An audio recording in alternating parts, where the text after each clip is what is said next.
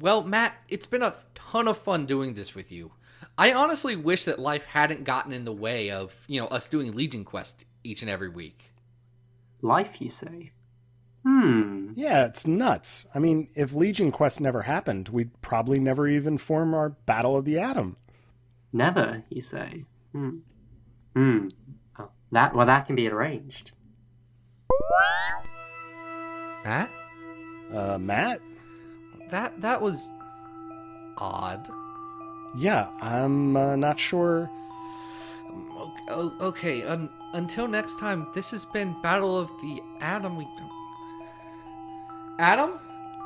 Hey, what's with this crystal? Adam, it's on me! Zach! Hey, where are we? Zach, there you are. Thank God you're all right. We have to hurry. Wait, Adam? What's going on? Last thing I remember, we were recording, and then Matt disappeared, and then these crystals started growing everywhere, and now you have a face tattoo? How long was I out? So, you really don't know? Must have been too many old fashions, huh? That's why I don't drink during podcasts. Keeps my mind as sharp as my blades. It still doesn't explain the face tattoo? Zach, you need to listen. Whatever Matt did, it changed things. What kind of things? Zach, in this world, we never started our podcast. And well, that caused a nuclear war. That doesn't even make sense. You need to hear me. This is no longer the Battle of the Atom. It's the Age of the Atom.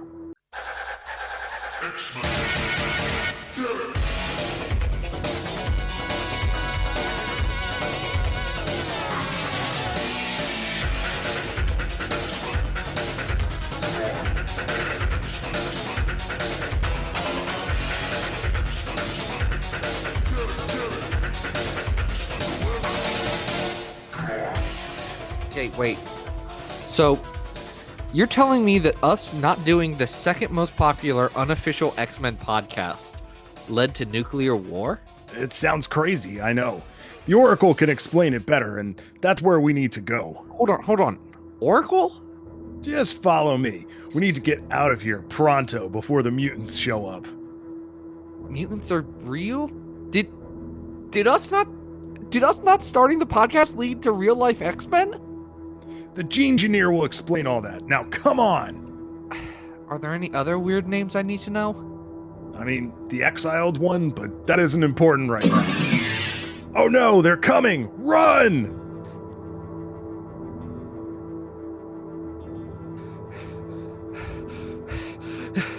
Is this where the Oracle lives?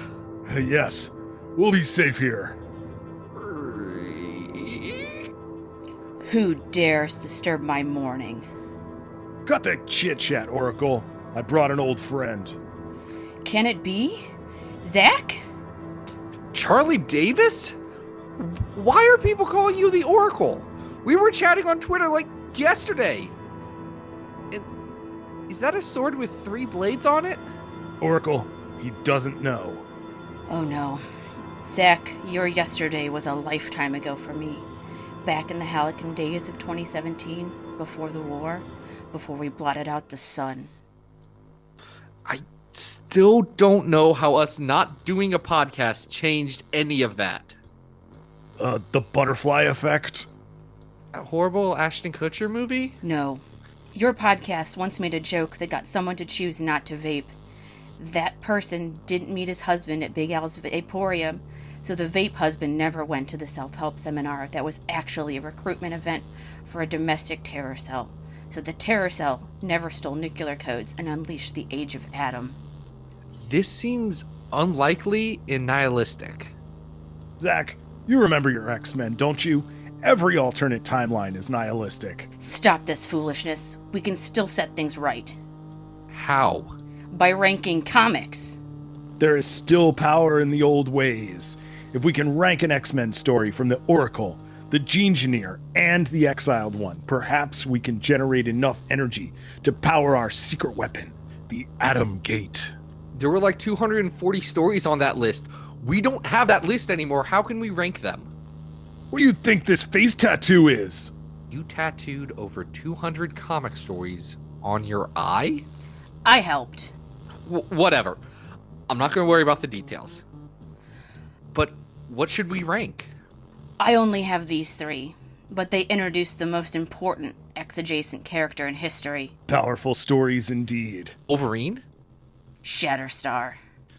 Some things never change. Now, Oracle, the only way this will work is if you remain perfectly silent, as if you weren't here at all, just like we recorded in the other timeline. Of course. I shall take my leave and let you talk about New Mutants 98 through 100.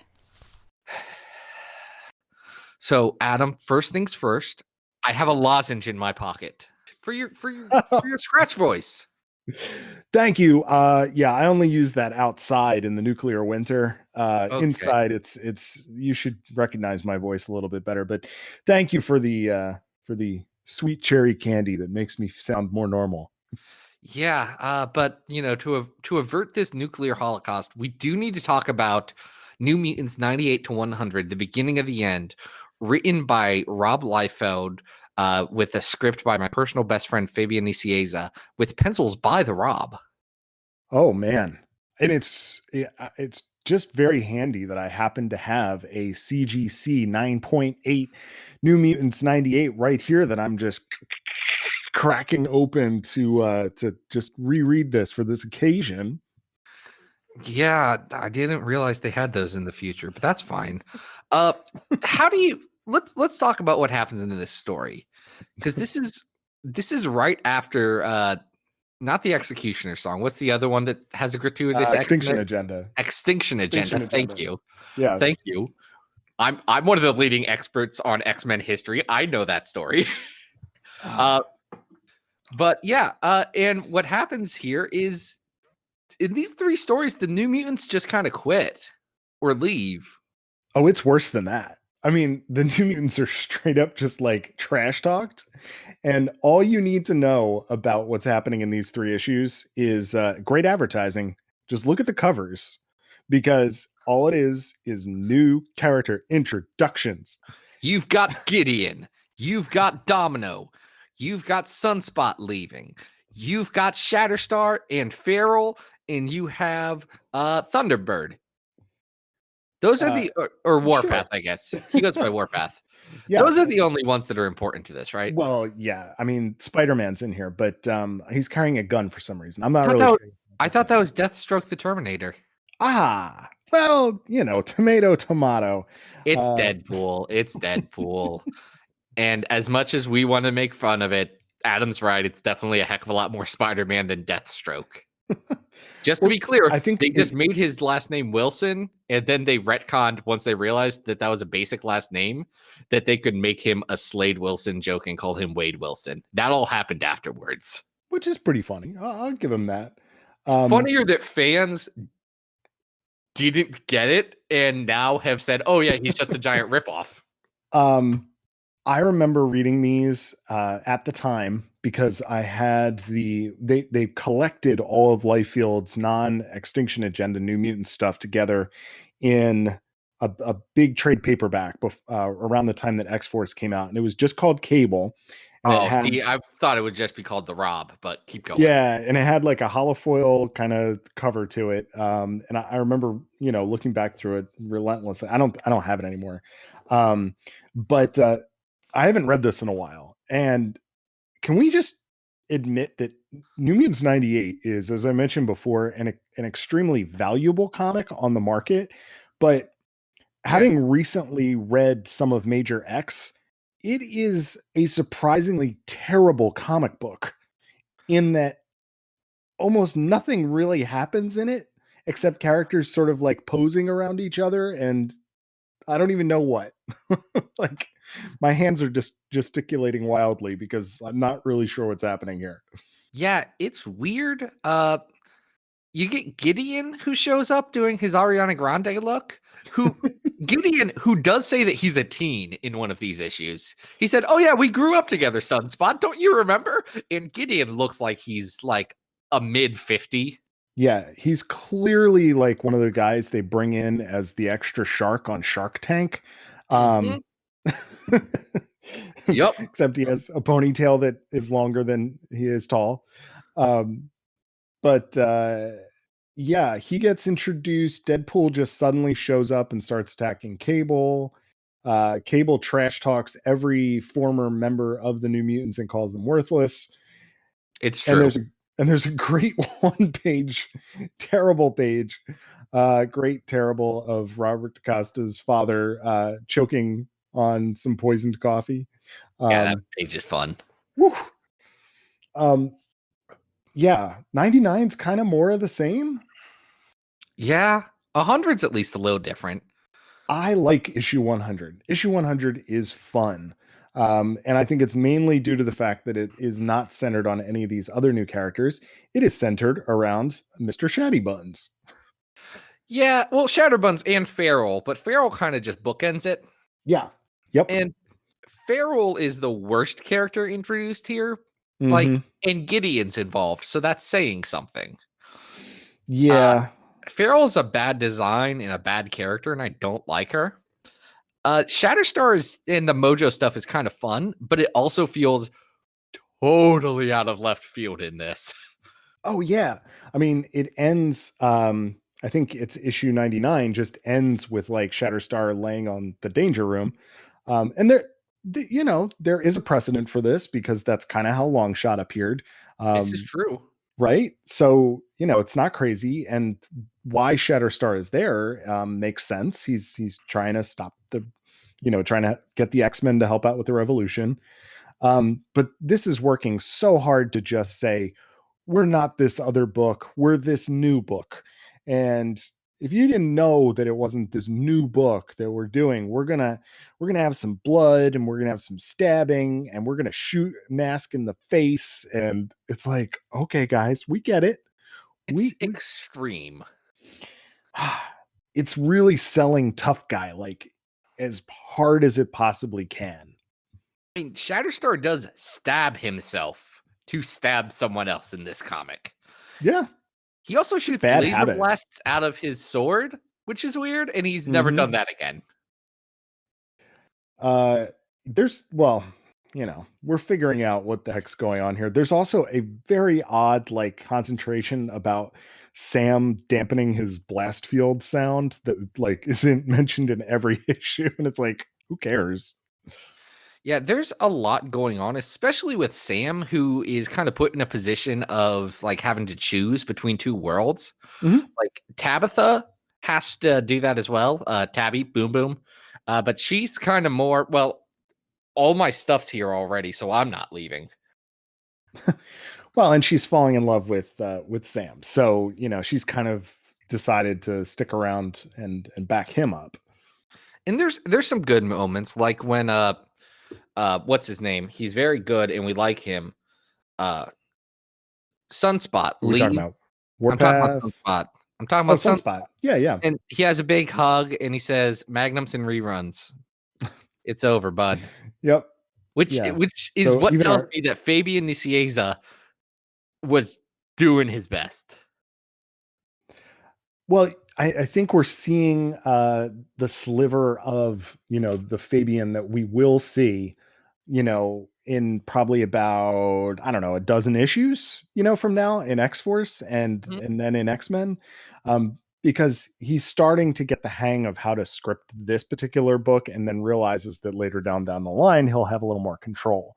But, especially 98 and 99 are, I know that they're like these big cultural phenomenons and everything, but reading them as an adult, they come across as, I think I got excited about them as a kid because they almost feel like they're written by a kid, or like even the visual story. A large child.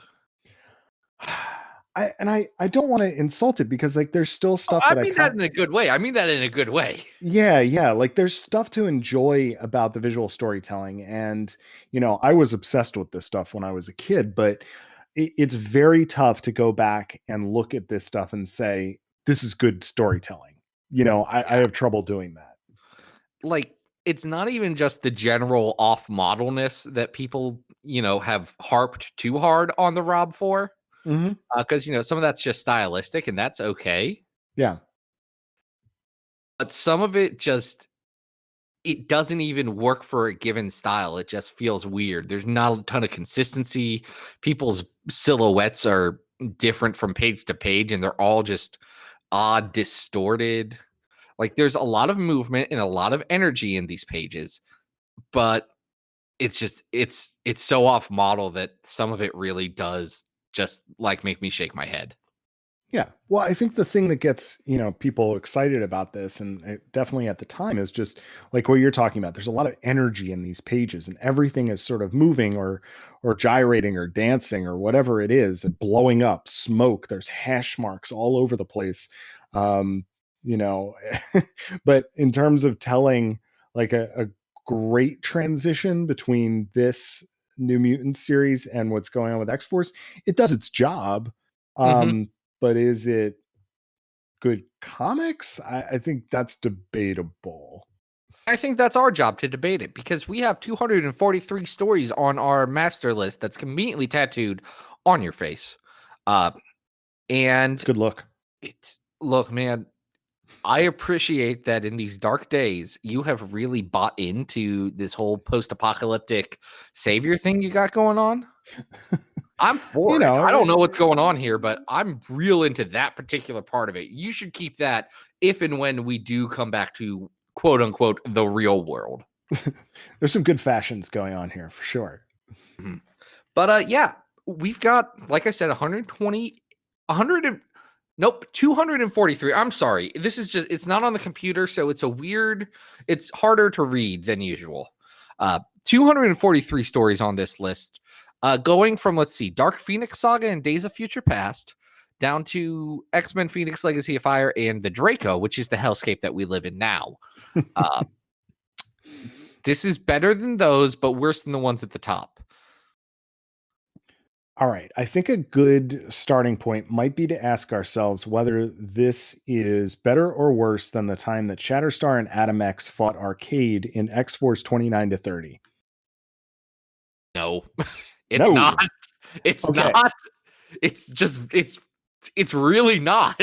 That story's bad, but it's rules. Okay. At 232, we have X-Force 59-61, which is the Shatterstar saga. Is this better or worse than that? This has a beginning, middle, and end. So it's good. Better than that. Okay. I was going to say, I think it's better too. Is it better or worse than 210, The Fall of the Mutants, New Mutants, where we have some bird brain stuff and Doug dies? It's like right there. Okay. There you go. Because it's yeah. not as good as the first Atom X story at 202. Mm-hmm. Is it better or worse than London Burning Excalibur at 205? I like this better. I mean, there is still stuff that I like about this. It's very silly, but I like it better than that Excalibur story. Is it better than Curse of the Mutants? Because that puts me in a pickle. What do you think? Which one? Because you don't like Curse of the Mutants. I think I liked it more than you did. I don't like this story either. No. I think I would, though, just because of its, it is a big moment in the line. I think I might put it underneath the X-Force annual too, but put it ahead of the Leprechaun murder mystery from Uncanny X-Men First Class number 8. Okay, but you say that, but it's a Leprechaun murder mystery. Well, this is kind of like a murder mystery. I mean, there's mysterious people popping up all over the place, and you don't know why, and everybody stands with their legs askew. And anyway, fine. So what are you saying? 203. We'll make this 203, and you better hope the Rob never hears what you had to say about it. Oh, yeah. No, he's vindictive from what I've heard. Is he? But wait, Adam, we just ranked a story. We still did. We did. But that means we still have some more stuff to do to save the universe. Yeah, I think it went great. It felt like the old days. Okay. Wait, where did Charlie go? Mysterious are the Oracle's ways. Unknowable are their actions. Forget it. Nothing about this world follows internal logic anyway. So this engineer, where is he? I'm right here. Chris Edelman? So, it is true? I'm a man of science and never believed the Exiled One's prophecy. You should have heeded his wise words, O mutant master. Mutant master. Wait, Chris. You know biology. How did this world get mutants? Oh yeah, that's not what you think. They are mutants, like the kind of things that happen when you get hit with a bunch of radiation. So less knife hand and more cancer. Then why were we running from them? We needed narrative momentum. Now, OG Engineer, do you have a story for us to rank so that we may return this world to the way it once was? Oh sure, I've got an event for you. One with the next evolution of mutant kind.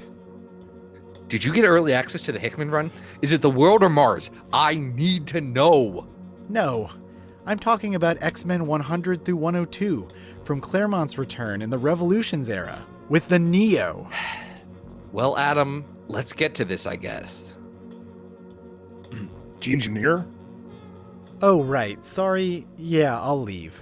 My bad. Have fun saving the world. Okay, Adam.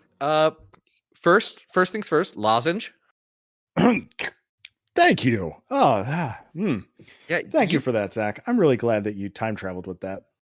Look, I'm not joking. I've got a bag in eyesight at all times, and definitely not this moment, because they're in my pocket. Yeah. All right. So the Neo, Adam. What do you know about the Neo? Oh man, what the heck? What is this? What are the Neo? What are they? They're the next evolution of mankind.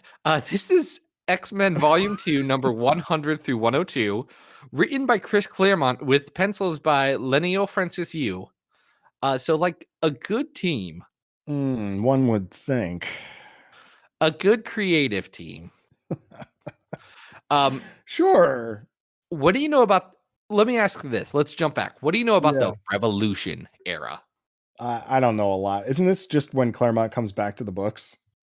Yeah, Claremont came back. They did kind of a relaunch, rebranding, shuffling around thing on several books. So Claremont took over X-Men and Uncanny.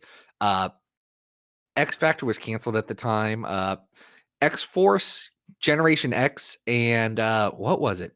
Not X-Man all went under the Counter X banner that Warren Ellis pushed. And then there were a couple other changes to some books. So like Wolverine and Cable got a new direction and things like that. It was interesting. Well, interesting is one way to describe this. There is a really fantastic Art Adams cover on X-Men 100. I'll give him that. Yeah. Well, can I say one thing? Lenio Francis Yu's costume designs are not my favorite. No, they are not good. I always assumed that this was just sort of like Art Adams messing around. It's not. Yeah. It's just, it's weird. I don't love these designs. They're interesting, but there's a lot going on here.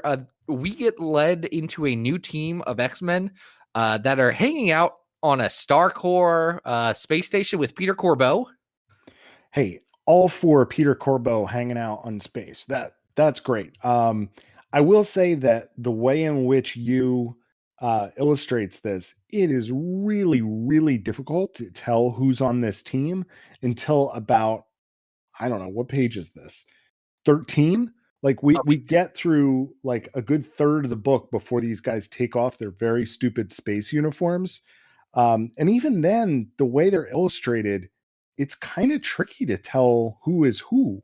On this team, you got Shadowcat, who actually disappears and just never shows up for a while. Like Claremont was going to follow up what happens with Kitty here and never gets to. Rogue is there, Colossus is there, and him and Rogue have a romantic relationship because That apparently doesn't last for longer than this, right? This is just like a one-off. it's a one-off as in this run. Okay. but not much. Apparently, he can't absorb, or she can't absorb him when he's in metal form, which doesn't make any sense. No, because hasn't she done it before? Yeah, constantly. It's one of her go-to moves. Also, we have Psylocke, Betsy Braddock. Mhm. And, With a face tattoo. well, that's from the Crimson Dawn. He inherited Yes. that. Yep. And Neil Shara, Thunderbird. Mm-hmm. He's bad. Do you know how Neil Shara got his name? I do not. Okay, so Neil Shara is an Indian guy Right. from Calcutta, I believe. Mhm. Okay. And he was going to be named after a Hindu fire god because he has fire powers. I'm following. But because like people still like Hindu is an active religion, they didn't want to do that. So instead they gave him the codename Thunderbird because he's Indian. Okay. So, mhm. Yep. They made the Christopher Columbus mistake. Just processing that for a second. I'm wondering who on editorial thought that was a good idea. Mark Powers, based on the credits to this issue. Whew, that's a decision right there, pal. Yeah. Also, Nightcrawler's here. He's a postulate, a priest in training. Yes. And he gets attacked by these weird people called the Neo War Clan. Mhm. And he gets an arrow in his back and has to go to Cecilia Reyes to help him out. Yeah, I find that part of the story a little bit more interesting. Is Cecilia Reyes is trying to help Nightcrawler survive and get back to the mansion, and they're being hunted by the Neo. I like that part. All this stuff in space that involves like weird bondage stuff with Kitty and like some guy in a weird green and purple armor uniform. I don't. Seth in his Neo Genesis Evangelion look. I mean, sure. I mean, I can't quite understand what's going on in some of these passages. Like when Kitty gets attacked, that page, I have no idea what's going on. There's an element to use artwork that on some pages is so easy to follow, and in others like takes on almost this Whilce Portaccio kind of feel and this energy that doesn't service the story. And I lose track of like what exactly is supposed to be going on or who people are. It's tough. There's one character in this story that I do recognize out of all the artwork. It's one of the Neo. Mm-hmm. His name is Salvo, the Living Gun. Oh, right. The guy who has Gatling guns for hands. Yeah, he just has Gatling guns for hands, and that's his mutant power. Which is pretty good. And I do love it. Rogue does later absorb that mutant power, and then she realizes she can't control it, so she's just going Gatling guns everywhere, like, I can't, which is incredibly dangerous. Don't do that, people. I think this would be a lot more interesting if I cared even slightly about the culture or the even just the design of the Neo. But what did the Neo want? I don't know. They want superiority. They want to, I don't know. They're like mutants 2.0, right? Yeah. I don't understand what they're going after. They have face tattoos and they're angry, and there's something about like spikes, flat scans. Yeah. They have a lot of feelings about a lot of things. Yeah. And there's this back and forth about, who the leader is and who's allowed to do what. And I'm like, I don't care. Really don't. Yeah. You never get a satisfying answer for that. What's that? You will never get a satisfying answer for that. The Neo just kind of disappear until they die in an annual for adjectiveless X-Men years later. Yeah, to introduce the Super Neo. That feels about right for an arc that ends with what looks to me like Wolverine getting pooped out of a building. And I'm not sure what happens in the page beforehand that leads up to that. I'm really not sure. It's odd. Very odd storytelling here. Yeah, Christopher Claremont did a bad, actually. On this one, he didn't do good. Well, there are little hints of the old Claremont here, but he's clearly trying to do something new, and I just don't know what it is or why I'm supposed to be into this. It's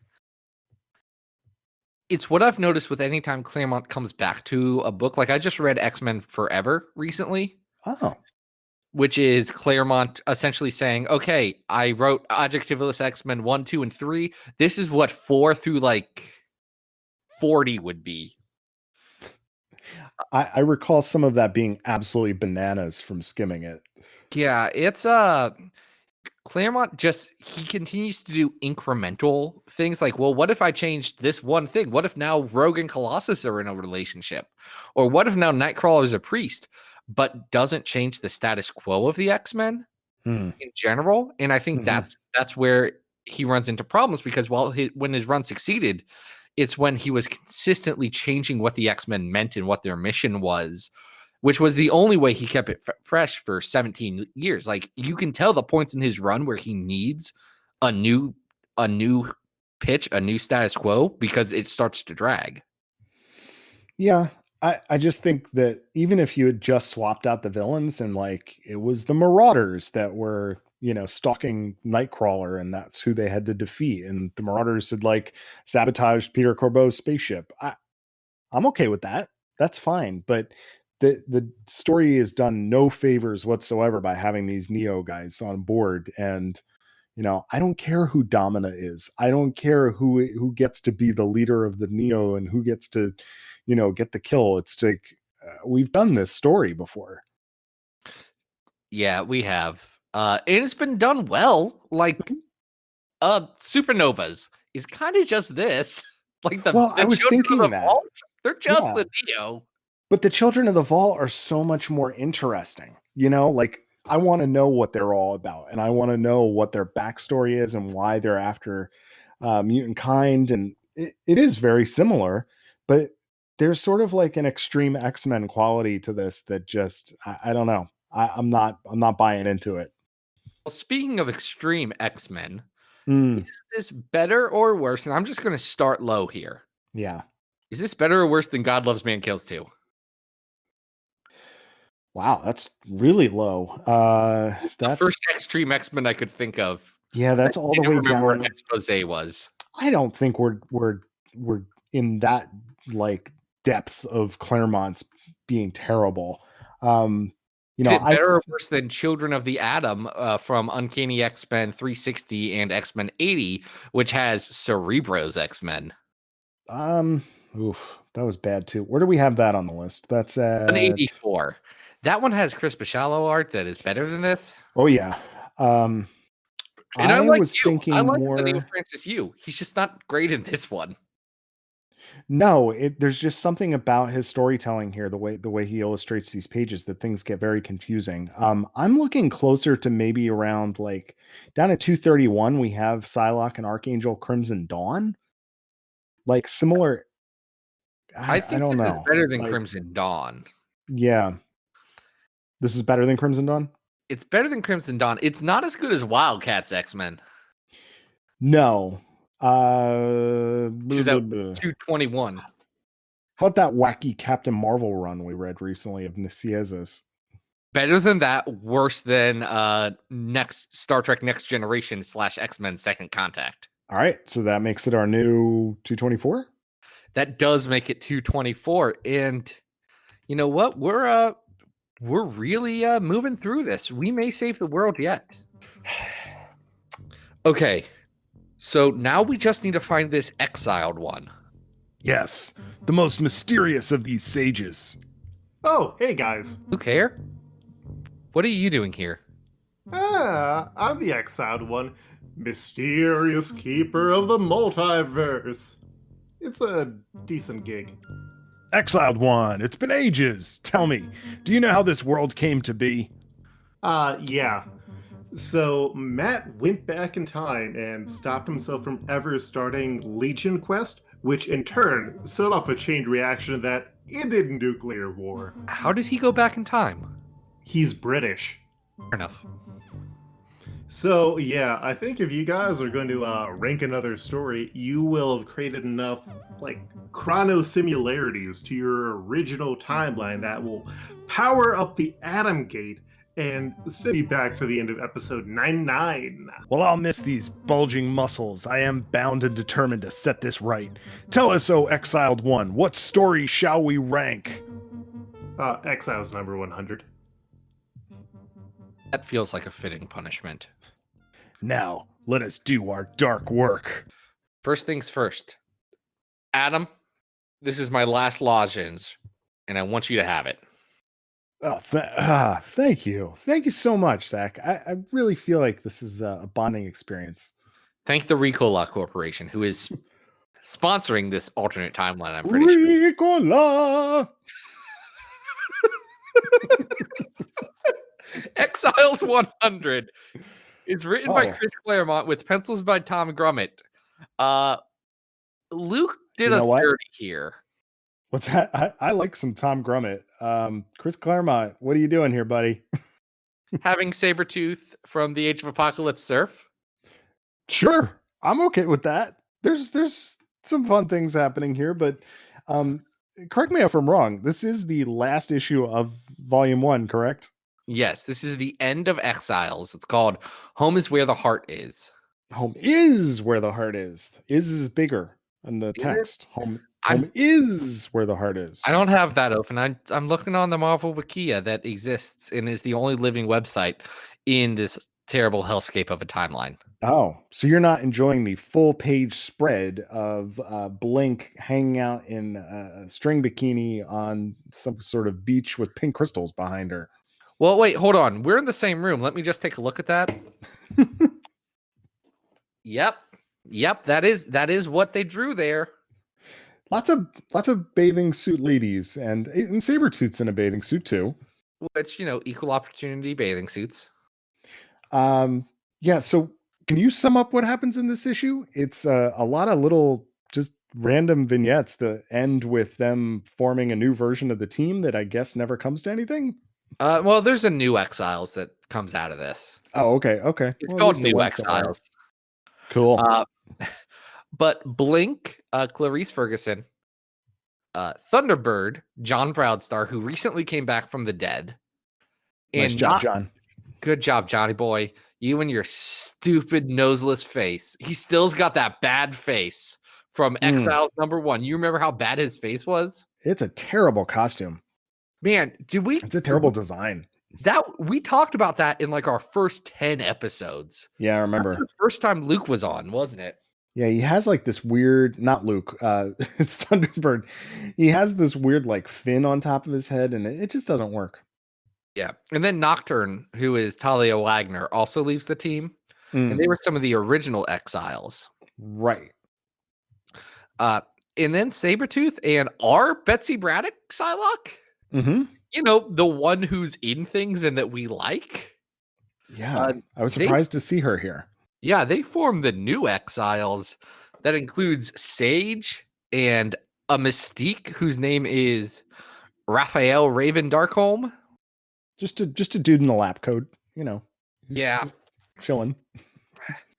And they just kind of talk and have feelings at each other and deal with the fact that Nocturne recently had a stroke.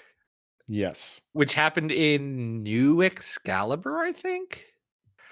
Anyway, Claremont had a stroke and he was working through some stuff. So that's what that was. That's the inspiration of that? Yeah. You got to write it out sometimes. I did not know that story. That's so interesting. He's doing much better now. Mm-hmm. But he picked a weird character to do it with, and I'm not sure as a story it works really well, but I struggle to judge it very hard because, again, he was just working out some stuff. I don't know. I feel like the aspect of this story that I thought was the most interesting was actually the fact that character was recovering. Like the idea that this team has been through some stuff. This doesn't feel like the last issue of a comic series. This feels like one of the sort of chill out episodes between adventures. And it's surprising to see it as the final issue of a volume of comics. Yeah, I can agree with that. Because honestly, not a ton happens, but besides those three leaving the team, Mhm. it's just some people having moments. Yeah, that's pretty much it. Claremont, I did think it was interesting. He pulls this thing that we saw in the classic X-Men backup story where they're looking into space, but they're also seeing all of space at the same time. They can do that from the beach. Very similar to what Jean could do in that backup story. And I was like, oh, that's interesting that he's pulling that back out. Obviously, because they're in some sort of like exile crystal here, right? Yeah, Right they're in the here. Crystal Palace. That's where the Yes, the Exiles Crystal live, Palace, right? which is separate pink crystals than the stuff that enveloped us and sent us into this hellscape. Oh man, it's so complicated. All these pink crystals all over the place. But yeah, I mean, it's not even that like they look super excited to keep being the exiles. Like Morph looks downright depressed on the last page, Well, all and his friends left. yeah. So it's a bittersweet ending. I don't think it's a bad comic book. Tom Grummett does some beautiful artwork here. May I counter with this? Please. I also don't think it's a good comic book. And I understand it's handicapped by the fact that there's 99 other issues of Exiles that comes before this that I've just not read. Mm-hmm. Because it's just a lot, and Exiles as a concept has never resonated with me. I don't know why. Like I, unlike some people, and Peter doesn't listen to podcasts, so he's never going to hear me give him crap about not liking alternate timeline stories. But like, I like those, and I don't like Exiles. I don't know why. Peter is, Peter from Crushing Comics, Chris's. He's a good guy. Yeah. Yeah, he writes a lot of really good stuff. Go check him Yeah, out. I don't latch onto it either, but I think that has less to do with the general idea than it is with the execution. I'm all for throwing people from alternate universes onto teams and having adventures, but the deal with the Exiles, just the combinations never. And we talked about this when we talked about other Exiles storylines in the past. They just don't always work for me in the combinations that they choose. So I think this is a handsome comic. It's got some very, very nice artwork in it.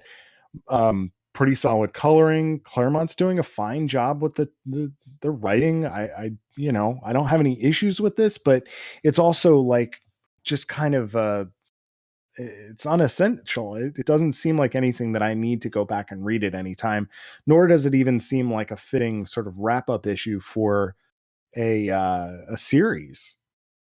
Well, in that case, then let's just rank this thing and save the universe. Thank God. Let's do it. Is it better or worse than 162 Exiles Volume 2, the Jeff Parker Exiles? I say no. I will say that at least Jeff Parker's 5th issue of the Exiles did kind of wrap it up a little bit better than this, but I like the Jeff Parker one better.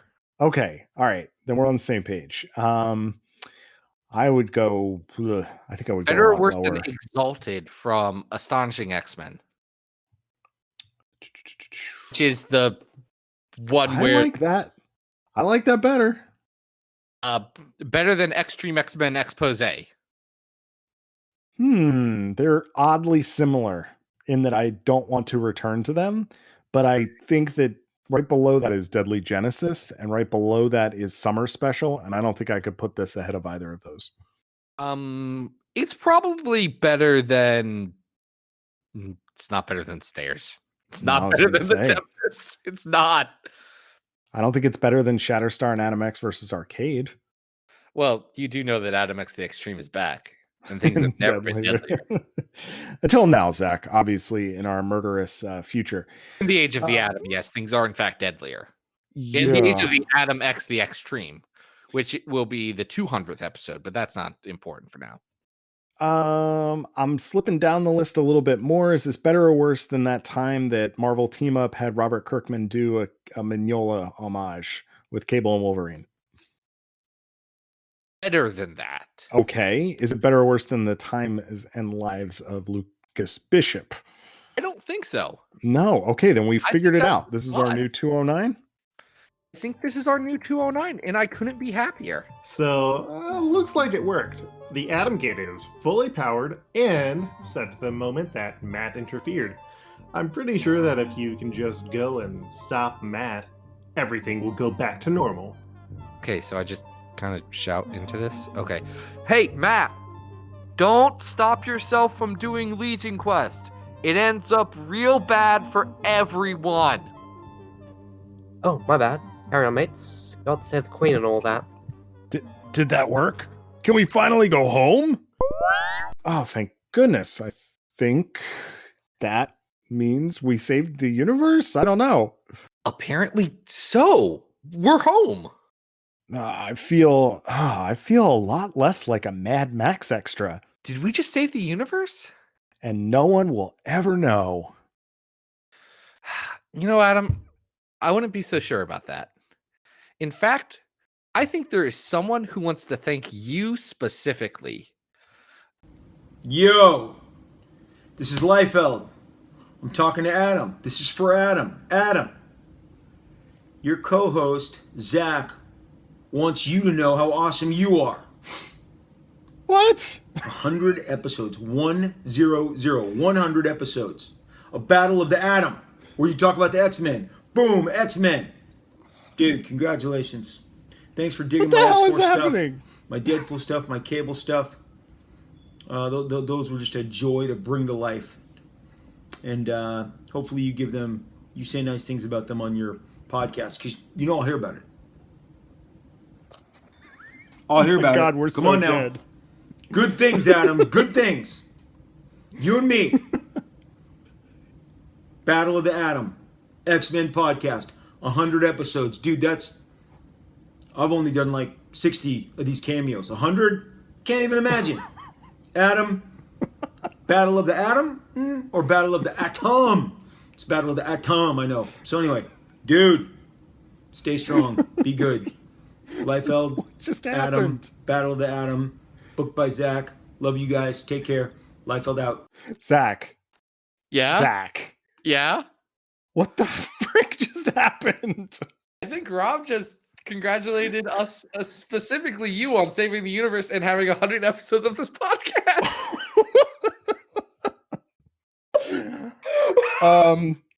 Do we need to go back and re-record the first segment of this show? Oh, I did that intentionally. I've been saving this for weeks. How built in this God's entire name did that happen? I'll tell you later. We don't need to ruin the magic for the listeners. Wow. Story's not as interesting as you might think. I am like out of my chair and just like, I don't know, my heart rate is through the roof. Here's Rob, the video. I'll send it to you. It's very good. Rob, thank you. Oh, the Rob.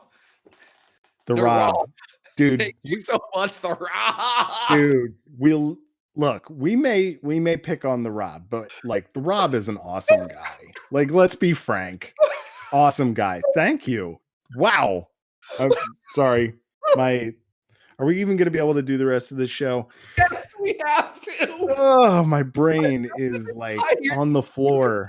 Seat around it. Okay. All right. What did we say we were going to do next? We were going to re-rank some stuff. Just a second. I know. I'm like hyperventilating here, and like I need my blood pressure to come down. And Okay. whew, whew, So that was Rob. yeah. I feel like I just got like thrown around by like a mechanical bull or something. Oh, it's a Like, lot, isn't it? it is. That just blew my freaking mind. Like, wow. Not sleeping tonight. This is like after you watch one of those episodes of Game of Thrones where like somebody gets their head crushed in right before the credits, and then you try and go to sleep. There's no sleeping tonight. That just Back in my days, oh, I did not have HBO Go access. So, and this is spoilers for season 3 of Game of Thrones. Actually, no, I did have HBO Go access. I just didn't want to wait. What was I doing? Anyway, when the Red Wedding did happen, Mm. I stayed up to watch it. And by watch it, I mean I stayed up to download a torrent of it and then watch it at night before I went to bed. So, the was a- first torrent could go out at 11. Yeah. And then you had to download that against a million people. And don't pirate things, people. I made choices. Anyway, it was like 1 p.m. and I had read the book, so I knew what was going to happen. And it still left me like, that was a lot. And that's how I'm feeling. Actually, I've been preparing for this, but that's how I assume you're feeling right now. Oh, I'm speechless and I feel very guilty about our ranking earlier, but please know that those books were beloved in my childhood, but we do have to do objective rankings here on this show. So, Well, if you're speechless, I want to say a few words to our awesome listening audience. yes. Guys, I am not even joking when I say the response to this show over the last 100 episodes has been beyond anything that I could ever imagine. And to each and every one of you, whether we're friends and we've talked, if you just have seen my name on social media, or if like we've never interacted at all and you just stumbled across this show and for some reason you're still here, I cannot tell you how much I appreciate that. It's been great. And Adam, I super appreciate having you as my co-host through this whole crazy thing. I got to reiterate everything you're saying, audience, people listening to this show. I feel like we have a really good connection with all of you out there, especially through social media. But if we've never talked, regardless, just thank you for tuning in and telling people about the show. And I think that Zach and I are just constantly amazed that listenership just keeps rising, and we're having fun. I mean, we started this as sort of like on a lark 2 years ago, and I'm happy we're still doing it. I want to do 100 more. It's a great show. That's up to you to judge, but I enjoy doing it. So, I would say I don't know if it's a great show, a good show, or a bad show, yeah, but it is a show.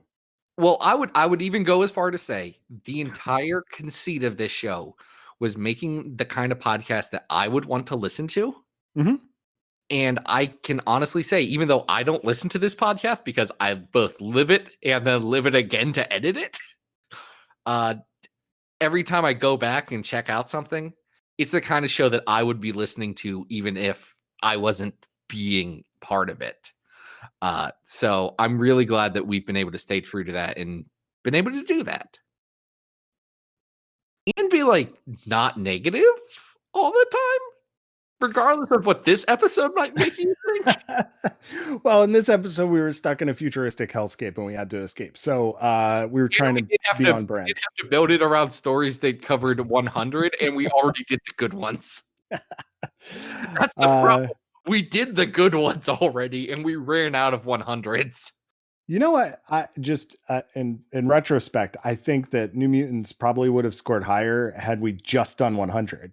But okay. Probably. Anyway, You have to do all three. yeah, X Factor 100, I guess, and yeah, X maybe. Force 100. Hey, there's always future shows. Oh, this right? is the only 100 we get. We only Yeah. get the one.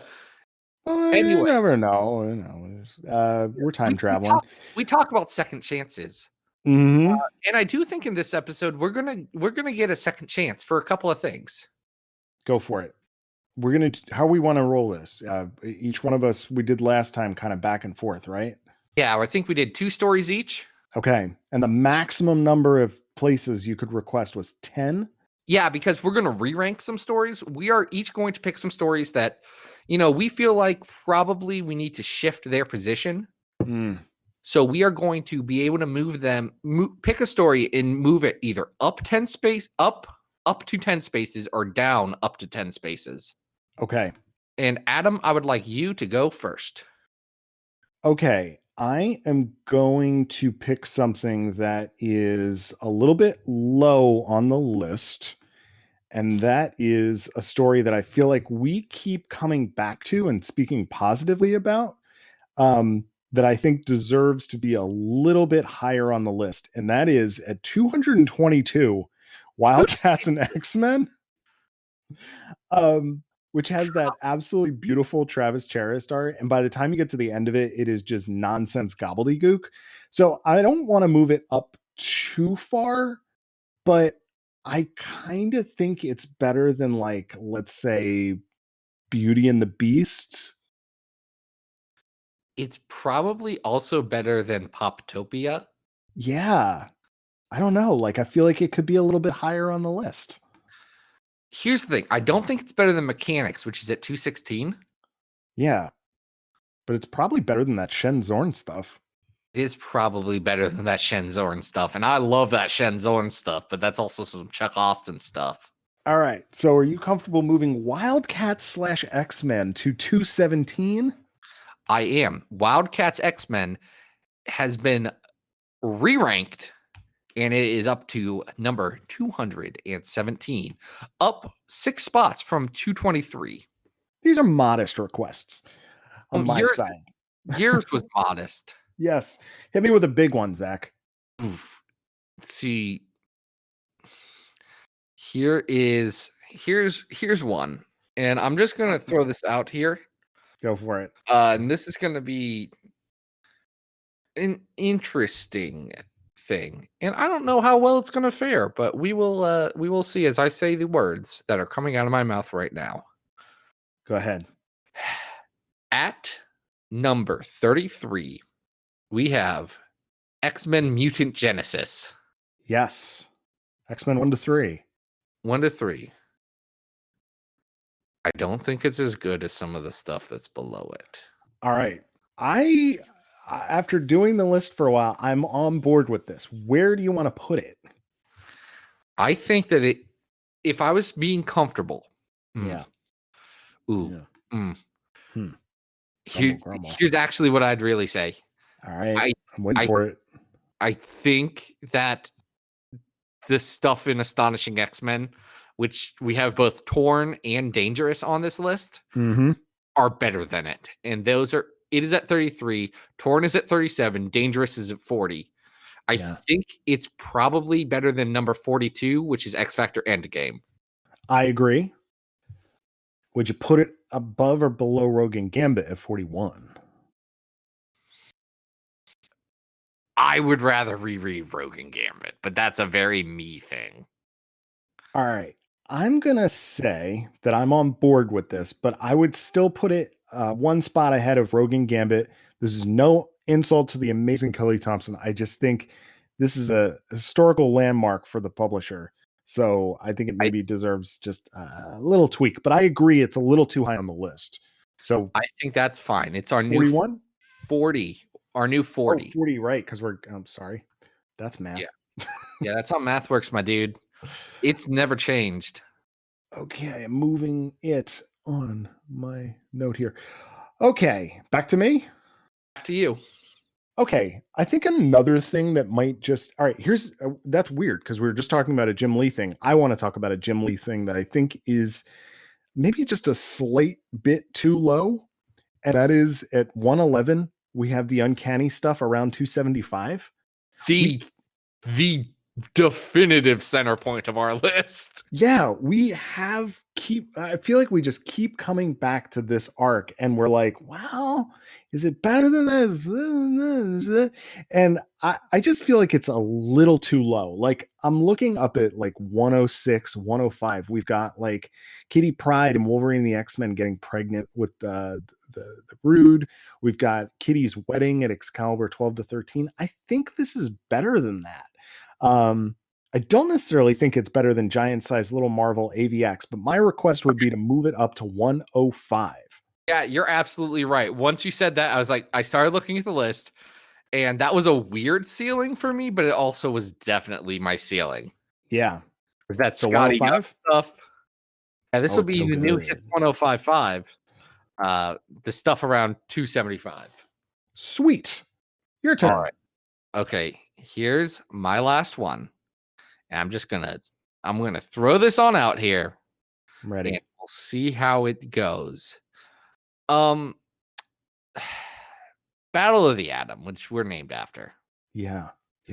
We did recently record a podcast with our friends Chris Edelman, who you may also know as the Engineer, who I assume is back in his home timeline with his lovely kids, and his wife, Christy Edelman, who we recorded their show, Chris is on Infinite Earths, which is a podcast about events. Mhm. And we recorded something about Battle of the Atom because we guilt tripped him into it. Pretty much. He was going to invite us anyway, but I did feel offended that we weren't on every episode. It's okay, Chris. I love you.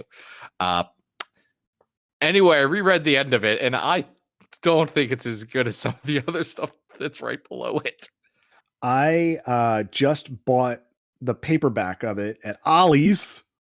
Did you buy the paperback or did you buy the hardcover? They had both. I was very scared of Ollie's. I mean, it was Should be. Ollie's doesn't make sense. It's like it's a weird place where I think I said to Charlie that it felt like being in the store equivalent of a commercial that was like an anti-smoking ad about lung cancer. Like that's kind of the feeling I got from being in the store. Like You're not wrong, but they do sell industrial sized boxes of K-cups for your Keurig for like $15. There you go. You don't know if they're mixed with like a little bit of ground dirt or not, but look, the French roast still tastes good, and the donut shop is better than most things. there you go. So we're moving this Water. Are we moving this down? Because in rereading it, I agree. The first half of it is so good, and then it really just like once the art falls off goes out the window, especially those last two issues. Where would you want to put it? Like it's not as good as Extermination at 103. I don't think it's at 98 right now. Is it better than Giant Size Little Marvel? The first half is. You know, once you get past like the last imminent issue and you know, especially the last Bachalo issue, it's like, what are we reading? It just goes like to seed. It's not good. But it starts very well. And I still love the character designs in it. I don't know. I want to put it, I think I know where I want to put it actually. Go ahead. Above the Wolverine and the X-Men 5-7, the Pregnant Brood arc. Yes. Below the stuff around 275 with the Shi'ar and all that stuff. Mm-hmm. Because if you put both of them in front of me, I'm going to reread that space and or dinosaur stuff. Cool. So this is our new 105? Yeah, it's flip-flopping. We have a pass here. The Savage Land Shi'ar got actually an additional boost. Yeah. Wow. I didn't intend for that to happen. Could you have? You want to do some listener questions? Adam, I would love to do some listener questions. If y'all want to ask listener questions, you just got to wait for one of us to tweet something. Yeah, that's pretty much how it works. Like, we'll tell you where we're at on Twitter, but you do have to wait for us, and we only do it on occasion. So, Adam, what are some listener questions that you have compiled? Okay, so Robert Secundus at Robert Secundus asks a two-part question here. Has the podcast changed the way you read or think about comics, and has it led you to any non-X-Men comics? So that's a two-parter. I'd say how I read comics and how I think about comics. Yes, but more when I'm reading on Unlimited. It doesn't change as much on my month-to-month stuff. Okay. Just in terms of when we are talking on this podcast, we talk in chunks of story arc that's completed. Yeah. They are month to month. There's a different cadence to it, a different way the conversation flows. But yeah, it definitely makes me try and understand how or why a story works and why a story doesn't. Because at this point, we've talked about, almost 250 different X-Men stories. So I feel like we've both gotten a good feel of something's doing well and something that's off for some reason and why that might be. And I think trying to balance what a creator's intent was and what their execution happened. I think there's a lot of different interplaying things that I've gotten out of this podcast. What about you, Adam? I think doing the show has made me much more invested on, especially in our conversations with the creators, in what's going on right this second. I think, before I started doing the show, I was more than content to sort of like let a couple months go by and catch up, or even just skip, a certain level of number of arcs or whatever. And now I am like really invested. And to Robert's second question about like, has it led me to any non X-Men comics? I think the only thing it's really done is really gotten me back very much interested in, long box digging and like, let me go back and find these books that I remember reading, things that we've talked about on the show. And we'll get into that with another question. So, okay, this is a fun one from @Dan the McMahon, aka Gossip Girl. If you had to, if you had to cast me, as an X-Man, not X-Man, but an X-Man in a live action thing, who am I and why? Man, that's a toughie. Guys, you just handed both of us a grenade and said, go for it? Oh, that's tough. Do you want a second to think about this? Because I thought about it and I have my answer. I have two answers. I have an answer for you. Okay. And again, promise not to be insulted. Yes, you're my friend. I would say Havoc. Ooh, I thank think you. Got that right level of like level-headedness, but also just a little bit of aloofness. I think could work really well for a Havoc. How are you gonna? That feels really good. How are you gonna emotionally scar me with this question? Well, the first immediate thing that I thought of was when the MCU reboots the Marvel Universe, you need to be the voice of Glob Herman. Like, yeah, okay, I'm down with that. That's great. You need to be Glob Herman. The other thing I thought about would require you to shave your beard off, but gold balls. Yeah, I'm not Hispanic though, and also you're not wrong. Like that's my attitude right there. Yeah, I thought of. I did think about the cultural aspect of that, but just for cosplay fun. No, that's cool.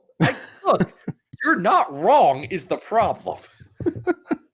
Fabio Medina and I have a lot in common, whether it's our build, whether it is our general enthusiasm for things. I do love gold balls. Gold balls. Okay. Next question. Asimov's fangirl @Asimov_fangirl asks, which is the more dystopian universe, the 616 or the Paw Patrol universe, where a kid and his puppies are in charge of all rescue services by clumsy and not very responsible adults? I'm honestly going to say the 616 because, and here's why. Adventure Bay, where the Paw Patrollers live, is just one bad town, like a poorly managed town that they somehow have found a solution for that involves some precocious doggos. Where the 616, it's a poorly managed universe that things keep going terribly wrong. In Paw Patrol world, everything gets worked out at the end of the day. Adam, do you have any Paw Patrol thoughts? Your daughter's a little too old for Paw Patrol. She was right on the cusp. So yeah, she's 9 now. I think we definitely have some Paw Patrol toys in the house because Paw Patrol was starting out when she was still little. Yeah, 616. I mean, come on. Like the major cities in America, especially New York, like blow up every 3 seconds. So at least in Paw Patrol, it's like, raft takes little Jimmy across a waterfall, but they at least save the day every time. Adventure Bay is just a bad town that found dogs. It is. Okay. Next question from @OneWheelchairX, wheelchair extremist. Great account. Follow that one. Are there any dropped X-Men plot threads throughout the years that you would want to pick up and explore if you were given the chance? Yes. I mean, like, it's a blanket. Yeah, there are. What do you think I do this for? I want to see Maggot's emotional slug reunion with his other slug. Yeah. I legitimately have a back of the pocket pitch that It involves Vulcan, a character who I hate, Lifeguard and Slipstream, who are characters that I hate, and Adam X the Extreme, proving that he is the true third Summers brother and the heir to the Shi'ar throne. Which I don't know if I've gone into detail about that on this podcast. I've told other people about it before. It's But pretty anyway, fantastic, if I recall correctly. it also would explain the history and the origin of Ruby Quartz and why it can contain Cyclops' powers. Right. Yes. Yeah, it's a dumb idea that I desperately want to script. Maybe that'll be my project soon. Just for, yeah. write a script of that just to get it out of my system and into the universe. I think both of us have talked about wanting to know where Cyclops got his Phoenix egg for Secret Wars. That's the most shocking scene in X-Men history that we will find out in Powers of 10. Maybe. I would love to know where Eva Bell is in the Marvel Universe. And of course, with my conspiracy theory about Phantom X as X and his connection to the world, I would like to have that plotline from Bunn's UXM run. I would like that touched upon at some point. It probably won't be, but hey, it could be fun. Okay. Near Ravel at Ravel_Near. Hi, Near. I've actually known all these people, so if I didn't say hi to you, I'm sorry. Yes. And follow all these people on Twitter. They're all great. They're all great. What are some books that you only read because of the podcast and found that they are a must recommend to any X fan? Adam,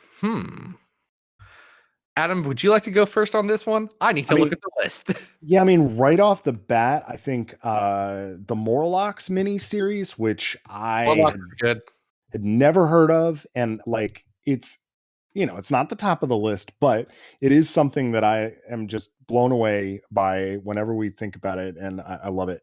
I think we mentioned last episode, Cy Spurrier does really well on our list, so I find that I'm recommending that quite a bit. And Supernovas, that seems to be doing super, and people who read it seem to love it.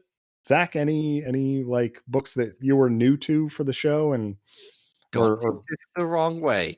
I'm going down this list trying to find something that I read specifically for the show and not because I have a bad habit. Yeah. I guess the best answer chronologically is What If Phoenix number 91 that we talked about a couple of weeks ago. But I still wouldn't call that essential. And then it's Wolverine Snicked, and that's definitely not essential, but that does have Colonel Nick Fury, but a robot who I love. That was fun. All right, good answers. Luz Bianca at LuzBianca417 asks, and Zach, we all know that you've always wanted you wanted Nightcrawler on the Avengers. This is a reverse. If you could pick one non-X character to join the X-Men, who would it be and why?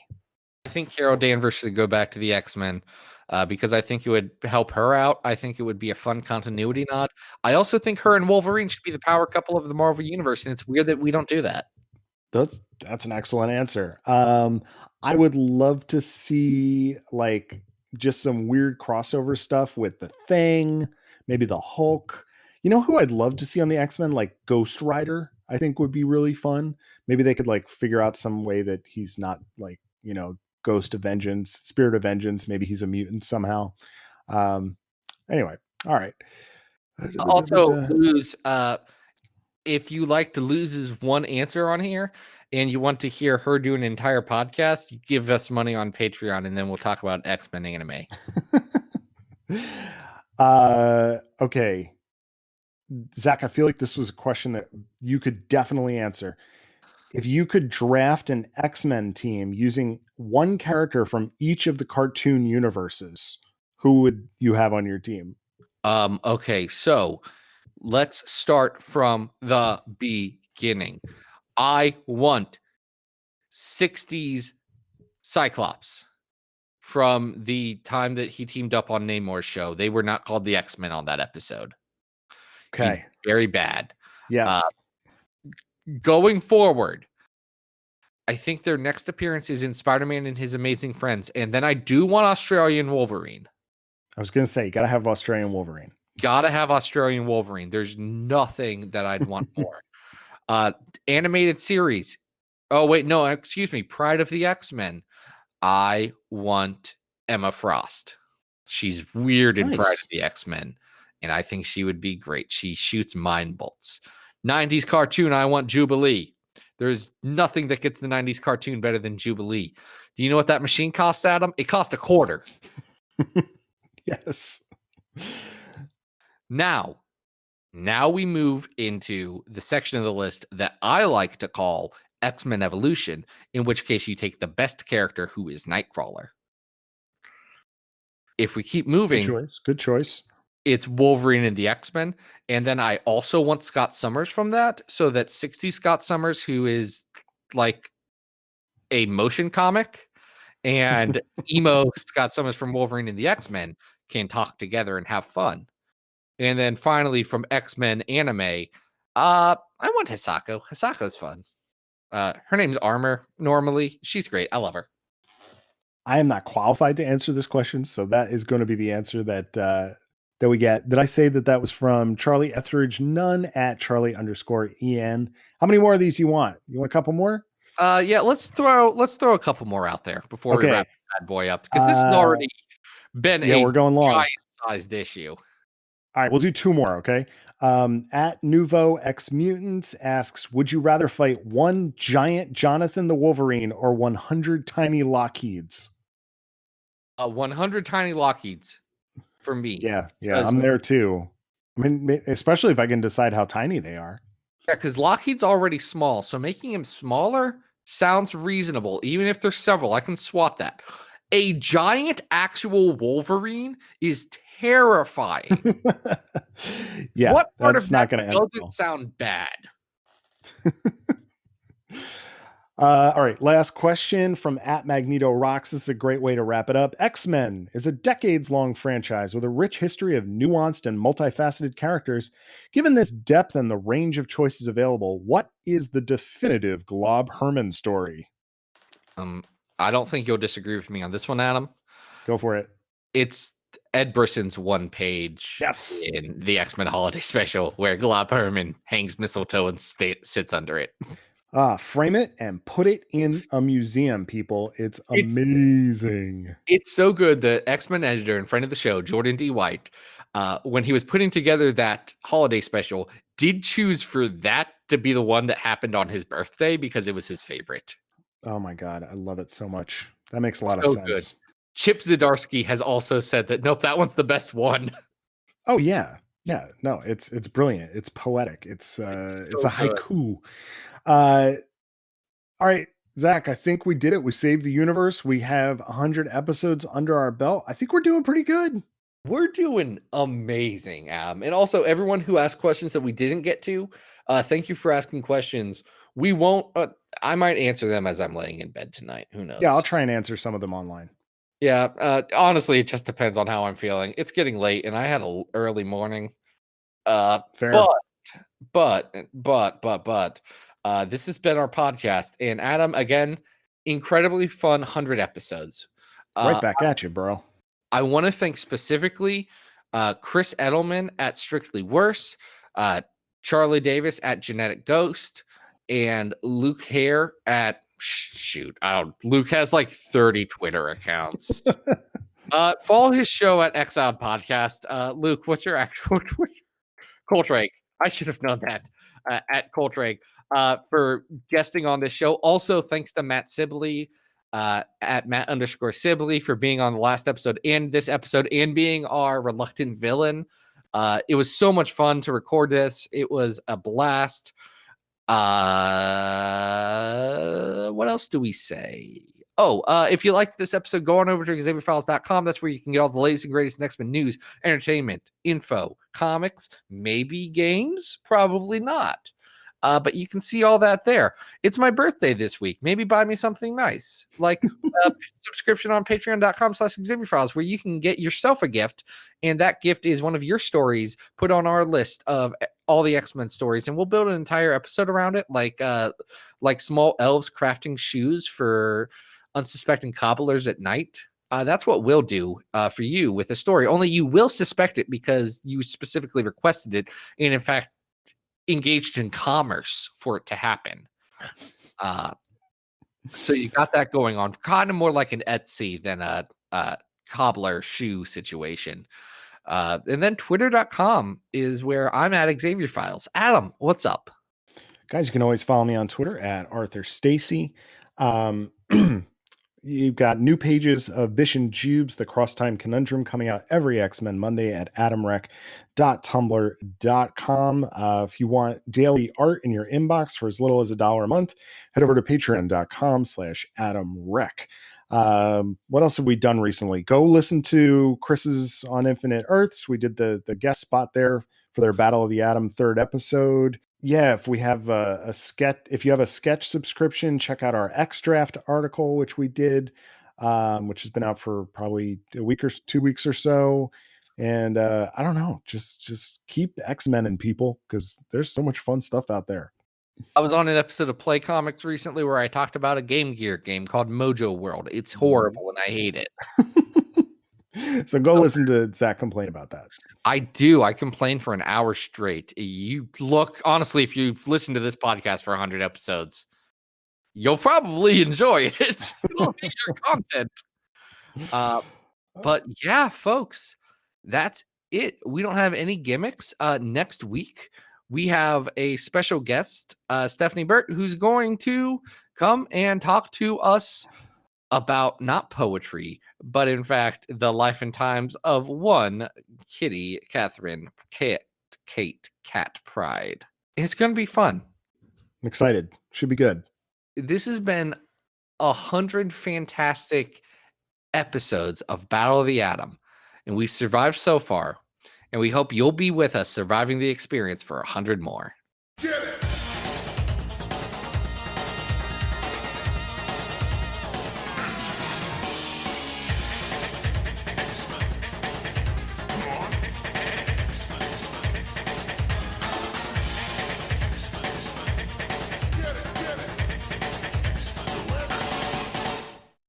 Okay, so I did pay Rob $30. Oh my God.